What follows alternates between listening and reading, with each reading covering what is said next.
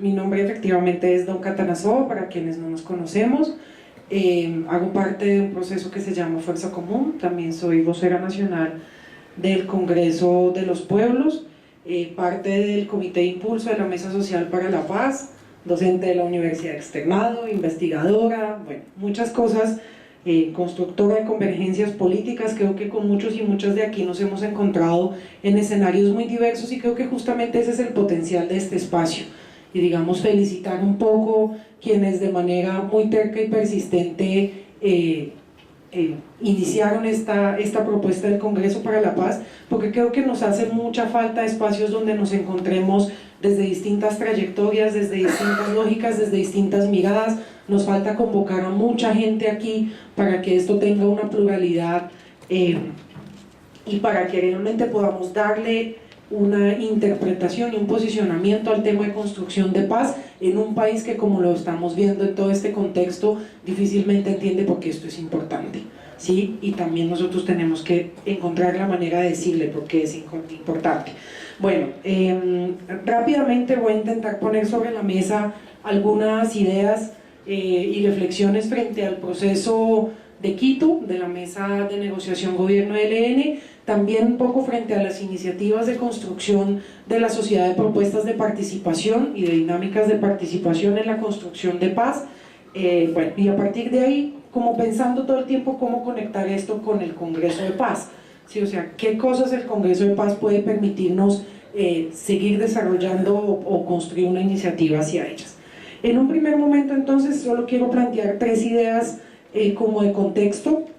o que surgen más bien de estas reflexiones de contexto que hemos estado escuchando y compartiendo. Una primera es que efectivamente hay un contexto muy difícil de cara al proceso de paz, de cara a lo que significa construir acuerdos con las insurgencias, de cara a lo que significa construir consensos políticos en este país. Pareciese, según lo que estamos viendo y a lo que hemos ido en esta mesa, que en este país es mucho más rentable polarizar, mucho más rentable pelear, mucho más rentable señalar que construir consensos. ¿Cómo le damos a la construcción de consensos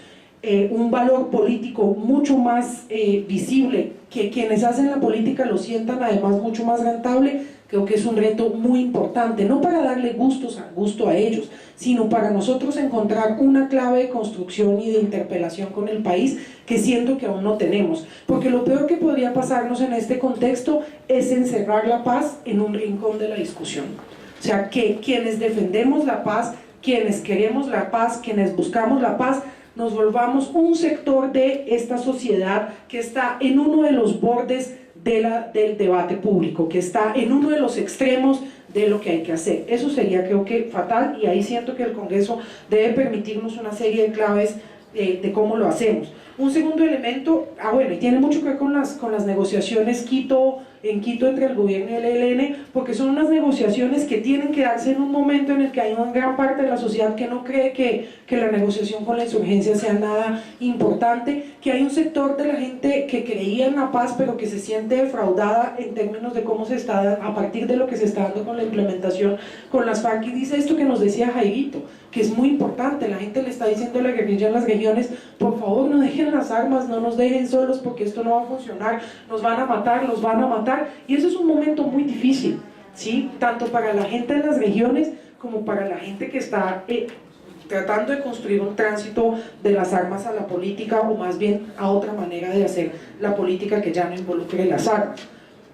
Un segundo elemento que tiene que ver con la urgencia de entender el proceso de paz como un solo proceso con dos mesas. ¿Por qué? Porque esto se ha vuelto como una especie de consigna, pero no se asume, ¿cierto? No se asume que el proceso de paz es uno solo, que tiene dos mesas distintas, una que ya construyó unos acuerdos y está en una fase muy difícil de implementación, y otra que está empezando una construcción de acuerdos, pero que las dos están en una sola dinámica. Y creo que esto hay que, insisto, sacarlo del plano de lo retórico y tratar de construirle mecanismos de cómo hacemos para que eso se entienda así. O sea, ¿cómo entendemos, por ejemplo, que los acuerdos que se vayan a construir en Quito o en cualquiera de las otras ciudades latinoamericanas que se ha propuesto que se desarrolle este diálogo puedan ser acuerdos que vayan sumando, que vayan acumulándose, pero también reconociendo diferencias y diversidades en términos de los actores que los están construyendo? Un tercer elemento tiene que ver efectivamente con que hay una aceleración de los tiempos políticos por el tema electoral, por la manera como después del plebiscito estalló lo que significa como el debate político en este país en términos de extremos, y eso le coloca al escenario de Quito una realidad muy difícil, ¿cierto? Porque lo que espera se está construyendo un elemento de sentido común que nos planteara casi que ese proceso hay que afanarlo y ponerlo a correr. Y eso es una cosa muy difícil, por varias razones. Primero, porque ningún proceso de paz que realmente pretenda ponerle fin a una confrontación armada entre actores específicos puede ser acelerado. Es imposible, yo diría, en cualquier lugar del mundo. Segundo, porque hay una personalidad política, digamos, que el ELN ha demostrado que el gobierno no ha podido, yo siento, construir claramente frente a qué implica este proceso, y es que, digamos, que el ELN ha construido diciendo, no podemos afanar esto, los temas que estamos tratando aquí son muy importantes como para afanarlo. Entonces creo que ahí también tenemos un reto como sociedad, y es qué mecanismos le proponemos a esta mesa, qué fórmulas, qué propuestas que permitan que entendamos el ritmo de la aceleración política, pero al mismo tiempo eso no nos implique como sociedad civil terminar generando una opinión que solamente acelere la mesa, ¿cierto? Ahí tenemos que ser muy creativos, y creo yo que parte de esta creatividad nos implica construir un discurso, una opinión en la cual los resultados de esta mesa, como lo decía ahora, se entiendan de manera acumulativa con lo que se viene construyendo, y se entiendan como una mesa que puede irle aportando de manera secuencial al país propuestas nuevas frente a cómo enfrentar este momento de construcción de paz, de como lo han llamado algunos compañeros y compañeras, de transición o de tránsito hacia la dejación de armas y a sacar las armas de la política, etcétera, etcétera. En ese sentido es muy importante, digamos, lograr que esa negociación como sociedad, lograr que esa negociación, sea vista como una oportunidad. Creemos que la agenda que coloca la negociación de Quito es una agenda muy interesante que abre una oportunidad siempre y cuando la sociedad la sepa entender como una oportunidad y no como una agenda muy difícil, muy engorrosa, muy jodida de llevar adelante, demasiado exigente. Si esa es la opinión que nosotros mismos construimos, va a ser muy difícil que alguien, digamos, entienda por qué es importante esa agenda. Pero si como sociedad decimos, en esa agenda de negociación hay una oportunidad, ¿cierto?, para resolver cosas que quedaron a medio abrir en la anterior negociación, para proponerle a lo que significa la construcción de paz y un proceso de construcción de acuerdos y de terminación del conflicto armado, unas nuevas fórmulas y unas nuevas visiones, pues creo que lo podemos también lograr. Verlo entonces como una oportunidad para el país, ayudar a construir esa decisión, y eso requiere una confianza en el proceso, que ha sido bien difícil de estructurar, una confianza en el proceso de negociaciones gobierno-ELN que pareciese minarse a cada paso, ¿cierto? ¿Cómo hacemos allí como sociedad para ayudarle a esa negociación gobierno-ELN a encontrar una fórmula para que no se esté minando, sino para decir, confiemos, hay posibilidades, el tema de lo humanitario puede brindar opciones muy interesantes, generar como sociedad civil también propuestas frente a cómo ese tema de lo humanitario se puede desarrollar, qué significa desescalar el conflicto hoy en día, qué significa acabar, ¿cierto?, con una práctica como el secuestro, que ha sido un tema tan difícil de tratar en esa mesa. Yo creo que son cosas que desde la sociedad podemos ayudar a proponer de manera creativa y propositiva, no simplemente como un golpe político a ese proceso de negociación, porque si es así, la respuesta va a ser muy dura y muy difícil, y creo que eso no le conviene a nadie en esta sociedad. Entonces ese rol propositivo de la sociedad civil, digamos, es muy importante. La agenda como oportunidad, estoy corriendo porque creo que me queda muy poco tiempo, pero voy a intentar redondear las ideas o poner sobre la mesa otro tema, que es ¿por qué la agenda con el ELN es una oportunidad? La agenda del ELN, creo que todos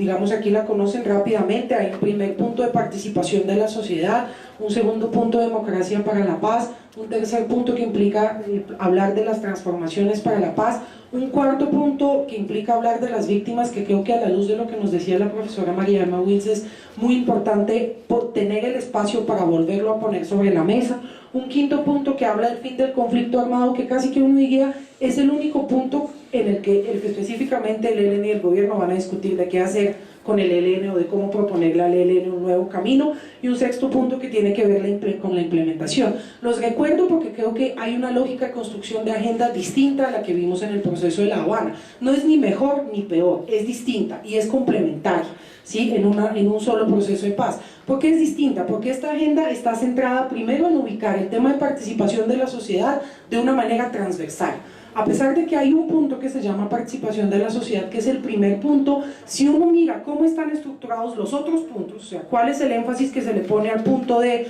democracia para la paz, que dice cómo hacemos para que la palabra y la voz de la gente valga en la toma de decisiones políticas en este país. El siguiente punto, que son transformaciones de la paz, y es decir, cómo hacemos para que lo que la gente piensa que debe transformarse para que en este país haya paz, sea realmente un punto importante en la construcción de acuerdos entre insurgencia y gobierno. El cuarto punto de víctimas, donde el énfasis se pone en cómo hacemos para que las víctimas tengan un papel importante en la construcción de paz. Entonces hay que entender que el tema de participación no es un tema de un punto de la agenda, es un tema absolutamente transversal en las negociaciones gobierno-ELN, y eso nos implica como sociedad un reto enorme, y le implica al Congreso de Paz que estamos construyendo un reto enorme, y es ¿qué le proponemos como sociedad a esas negociaciones? ¿Qué le decimos que queremos estructurar como agenda para las transformaciones para la paz? ¿Qué elementos implican profundizar la democratización en el sentido que nos lo propusieron los acuerdos de La Habana? ¿Sí? Porque creo que ese es el reto que digamos y la oportunidad que tenemos allí. También es una agenda que entender que esta participación es transversal implica también pensar que hay una oportunidad para que la gente se sienta escuchada. Escuchada no es solamente que pueda decir lo que piensa, sino asumir que efectivamente hay un espacio donde se le está proponiendo que sea constructora del proceso de paz, que creo que de cara a los resultados de estas encuestas que nos salen cada semana es muy importante, porque no hemos logrado que la gente se sienta parte de esta construcción. Aquí tenemos una oportunidad para de pronto también decirlo. Y lo último, y ya de verdad me callo, tiene que ver con el tema del comité de impulso, muy rápidamente. El comité de impulso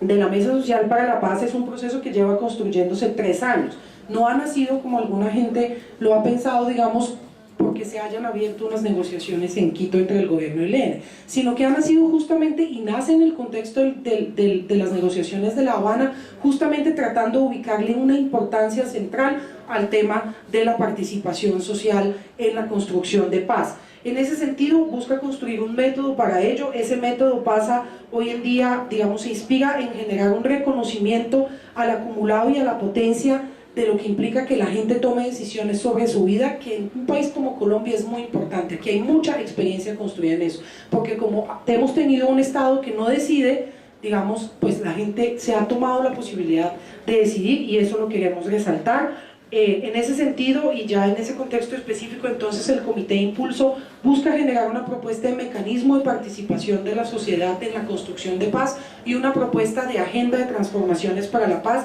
No tengo tiempo para mencionarla, pero ya hay una agenda que se ha venido acumulando en estos 3 años de caminar, de generar encuentros, reuniones, interlocuciones en todas las regiones del país para ir recogiendo con la gente, y es algo que queremos plantearlo a la Mesa de Quito para que lo tenga en cuenta, y creo que el Congreso de Paz puede ayudar a que esa agenda se vuelva mucho más robusta, de qué le proponemos de transformaciones para la paz, y que esa visión, digamos, de construir un diálogo nacional tenga un método mucho más efectivo. Muchas gracias.